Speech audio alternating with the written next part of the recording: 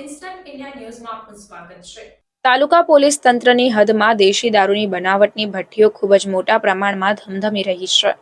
વડોદરા શહેરના ગોત્રી સેવાસી રોડ પાસે આવેલ મહાપુરા વિસ્તારમાં સીમમાં મોટા પાયે દેશી દારૂની ભઠ્ઠીઓ ચાલી રહી છે। વડોદરા તાલુકા પોલીસની આંખો સામે આ દેશી દારૂની ભઠ્ઠીઓ લોકો ચલાવી રહ્યા છે, તો શું આ દારૂવાળાઓને તાલુકા પોલીસ તંત્રની કોઈ પણ જાતની બીક નથી કે તેઓ ખુલ્લેઆમ બિંદાસ અને બેફામ રીતે દારૂની ભઠ્ઠી ધમધમાવી રહ્યા છે?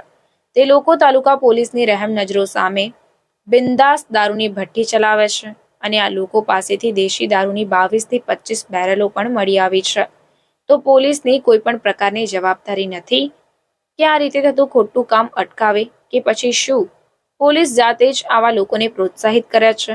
જો આમને આમ ચાલશે તો દેશમાં કોઈ પણ જાતના કાયદા બનાવવાની જરૂર જ લાગતી નથી અને આ જાણકારીની અસલિયત પણ પહેલા 6 જાગૃત નાગરિકની મદદથી જ બહાર આવી છે। અને જો ખરેખર આ ખોટા કાર્ય બંધ કરવા હોય તો પોલીસ તંત્રએ જવાબદારી લઈને આવા લોકોની અટકાયત કરવી પડશે જે દારૂના ઉત્પાદન અને વેચાણની કામગીરી કરી રહ્યા છે।